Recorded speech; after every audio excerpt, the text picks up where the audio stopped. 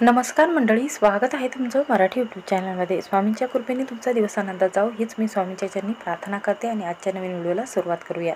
तर पहा, अक्षय तृतीया आलेली आहे 10 मे रोजी, म्हणजे शुक्रवारी 10 मे रोजी साजरी करण्यात येणार आहे। अक्षय तृतीया हा जो सण आहे तो 3.5 मुहूर्तापैकी एक सण महत्त्वाचा मानला जातो।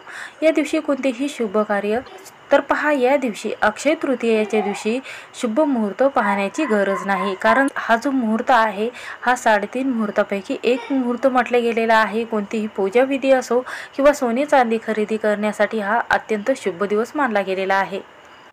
व त्याचबरोबर एखादा व्यवसाय चालू करणे किंवा नवीन घर खरेदी करणे, त्याचबरोबर नवीन कार असेल किंवा गाडी असेल किंवा वाहन असेल, हे खरेदी करणे अतिशय शुभ मानले जाते। या दिवशी सोने खरेदी केल्यानंतर तुमच्या जीवनामध्ये या दुपटीने वाढ होत असते। तर पहा, अक्षय तृतीयेच्या दिवशी मिळालेलं पुण्य किंवा दिलेला आपण जे दान आहे ते अक्षय पुण्य प्राप्त होत असते व त्याचा कधीही अक्षय होत नाही, त्यामध्ये बरकत व्हायला लागते। म्हणून या दिवशी कोणतीही गोष्टी करत असताना तुम्ही तुमचं मन शांत ठेवावं। तर पहा, या दिवशी काही तुम्ही जर पाप केले तर आयुष्यभर तुमच्या सोबत हे जे पाप आहे ते सोबतच राहत असतात। म्हणून या दिवशी अत्यंत शुभ दिवस आहे। या दिवशी आपल्याला कोणतीही गोष्टी करत असताना त्या चांगल्याच करायच्या आहेत। तर पहा, पहाटे शुक्रवारी 4:17 अक्षय तृतीयाची सुरुवात होणार आहे आणि दुसऱ्या दिवशी शनिवारच्या दिवशी 2:50 याची समाप्ती होणार आहे। या दिवशी सर्वार्थ सिद्ध योग सुद्धा जुळून येणार आहे। अक्षय तृतीयेच्या दिवशी माता लक्ष्मीची पूजा केली जाते, सत्यनारायणाची पूजा केली जाते, त्याचबरोबर श्री हरी विष्णू यांचा अवतार म्हटला गेलेले परशुराम यांची विधिवत पूजा केली जाते। भगवान विष्णूचे परशुराम हे 6वे अवतार म्हणून म्हटले गेलेले आहेत। परशुराम यांची जयंती सुद्धा साजरी केली जाते। तर पहा, या दिवशी माता गंगा आपल्या पृथ्वी तलावर जागृत अवस्थेत अवतार घेतला होता आणि ती आपल्या पृथ्वी तलावर आली होती आणि आपल्या पृथ्वी तलावर अवतार घेतला होता, म्हणून या दिवसाचं अत्यंत महत्त्व वाढलेलं आहे।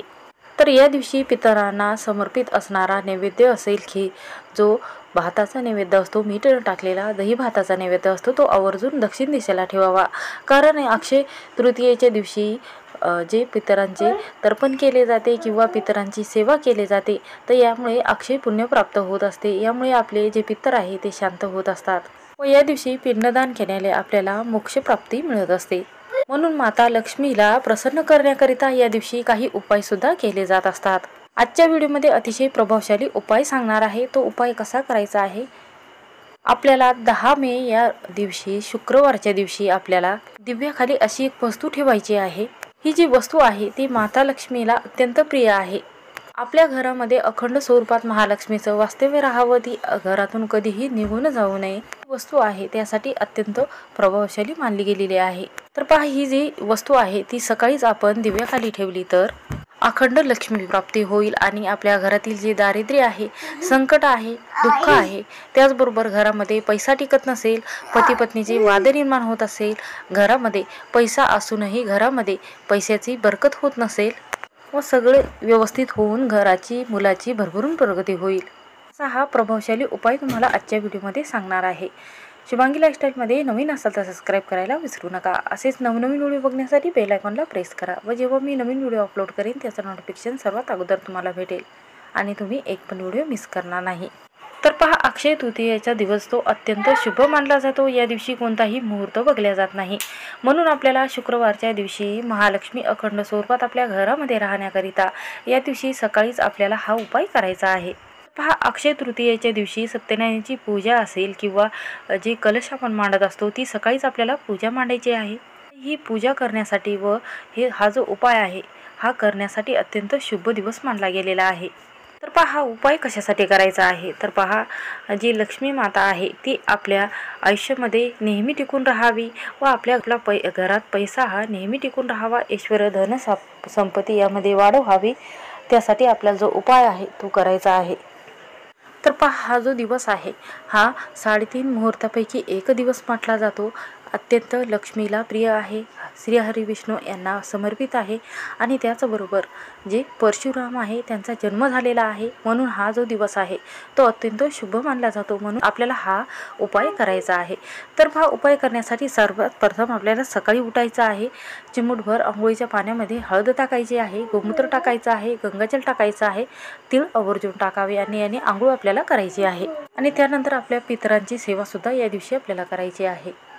आणि या दिवशी तुम्हाला पूर्ण देवघर स्वच्छ करायचं आहे, देवाला नवीन वस्त्र परिधान करायचे आहेत आणि देवघरामध्ये नवीन वस्त्र तुम्हाला बदलायचं आहे व देवघरातील जे कपडा आहे तो तुम्हाला बदलून दुसरा टाकायचा आहे। आणि त्यानंतर ज्या तुटलेल्या मूर्ती असेल, फोटो असेल ते तुम्हाला नदीमध्ये विसर्जित करायचे आहे। त्यानंतर घरातील पूजा झाल्यानंतर सत्यनारायण देवाची जर फोटो असेल, मूर्ती असेल त्याचा अभिषेक तुम्हाला करायचा आहे आणि महालक्ष्मीची विधिवत पूजा करायची आहे। या दिवशी माता लक्ष्मीला तुम्ही अभिषेक घालू शकता। त्यानंतर अन्नपूर्णा देवीला या दिवशी अत्यंत महत्त्व दिलं जाते, कारण या दिवशी शुक्रवार असल्याने अन्नपूर्णा देवीचीही मूर्ती तुम्हाला तिथे ठेवायची आहे। तर पहा तुम्हाला उपाय कसा करायचा आहे। तर पहा देवघरामधील दिवा तुम्ही लावत असताना तोच दिवा तुम्हाला या दिव्याचा उपाय तुम्हाला करायचा आहे। हा दिव्याचा उपाय तुम्ही करत असताना दिवा तुम्हाला स्वच्छ पुसून घ्यायचा आहे, घासून घ्यायचा आहे आणि स्वच्छ असा दिवा तुम्हाला लावायचा आहे। तर पहा हा उपाय करण्याकरिता तुम्ही जो दिवा आहे तो स्वच्छ असावा, तुटलेला नसावा, व्यवस्थित असावा। त्यानंतर यामध्ये तुम्ही मोहरीचं तेल टाकू शकता किंवा तूप टाकू शकता किंवा साधे तेल टाकले तरीही चालेल। आणि त्यानंतर तुम्ही फुलवात लावू शकता किंवा तुम्ही 2 वातीची जी वात आहे ती वात तुम्ही या दिव्यामध्ये लावू शकता। तर पहा तुम्ही तुपाचा दिवा लावत असाल तर तुपाचा दिवा जो आहे तो सात्विकता भरपूर असते त्या तुपाच्या दिव्यामध्ये, म्हणजे आपली जी इच्छा आहे ती लवकर पूर्ण होत असते, म्हणून तुम्ही शक्यतो तुपाचा दिवा लावावा। या दिव्यामध्ये तुम्हाला 2 वेलची आणि 2 जे लवंग आहेत त्या तुम्हाला अखंड लवंग घ्यायच्या आहेत आणि ह्या 2 वेलची आणि 2 लवंग या दिव्यामध्ये तुम्हाला टाकायचे आहेत। तर पहा त्यानंतर तुम्हाला काय करायचं आहे, एक प्लेट घ्यायची आहे, प्लेटवर हळदीच्या साहाय्याने स्वस्तिक काढायचं आहे आणि त्यानंतर त्यावर तुम्हाला अखंड तांदूळ टाकायचे आहेत आणि त्यावर जो दिवा तुम्हाला सांगितलेला आहे तो दिवा तुम्हाला तुपाचा ठेवायचा आहे। तर पहा त्या दिव्याखाली तुम्हाला तांदळाचा रास टाकल्यानंतर तुम्हाला जी सातू आहे ते तुम्हाला टाकायचे आहेत। तर पहा सातू म्हणजे काय असते, तर पहा जे गव्हामध्ये आपण साळी म्हणतो त्याला, किंवा ज्यामधून तांदूळ किंवा गहू निघत असतात, ते सातू तुम्हाला 7 ते 8 घ्यायचा आहे आणि दिव्याखाली तुम्हाला जशी तांदळाची रास घातलेली आहे त्यामध्ये तुम्हाला खाली ठेवायचे आहेत। पहा सातूचं महत्त्व काय आहे व सातू हे दिव्याखाली का ठेवावेत। जे सातू आहे तिला लक्ष्मी देवीचं प्रतीक म्हटलं गेलेलं आहे। तर पहा हे सातू आपल्या दिव्याखाली ठेवल्याने माता लक्ष्मी आपल्याकडे आकर्षित होत असते व सर्व जे कार्य आहे ते आपले लवकर पूर्ण होत असतात। आणि हे सातू टाकल्यानंतर दिव्याला हळदी कुंकू लावायचं आहे आणि त्यानंतर दिव्याला तुमच्या घरातील जी परिस्थिती आहे ती लक्ष्मी देवी पुढे दिवा लावल्यानंतर तुम्हाला बोलून दाखवायची आहे व माझे संकट, जे विघ्न जे आहे घरातील ते दूर करा असं तुम्हाला बोलायचं आहे।